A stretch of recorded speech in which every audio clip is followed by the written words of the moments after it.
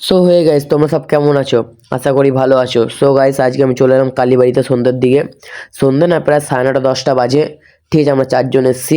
কেননা কালকে আমাদের এখানে গাইস গণবিবাহ। আমি এখন মাঠে দাঁড়িয়ে আছি, ভিতরে যাইনি। ওই যে মন্দিরের ওদিকটা গাইস কিছুই করে না, এই দিকটায় বড় প্যান্ডেল করে 125 জোড়া। চলো ভিতরে যাওয়া যাক। ওরা কেউ গাইস যাচ্ছে না, সব লজ্জা পাচ্ছে, বলছে যাবো যাবো, কেউ যাচ্ছে না। বলছে তোর ভিডিও তুই বানা, তুই যা। ওইদিকে একজন গেছে গাইস, আমি চলে একাই যাবো, একাই যাওয়া যাক। ওরা না গেলে তো গাইস আর কিছু করার নাই, আমার একার ভিডিও, আমাকে একা যেতে হবে, কারণ একদিন ঠিকই যখন দাঁড়াবো তখন ওরাও আসবে গাইস। চলো এই গাইস, এটা ভিতর।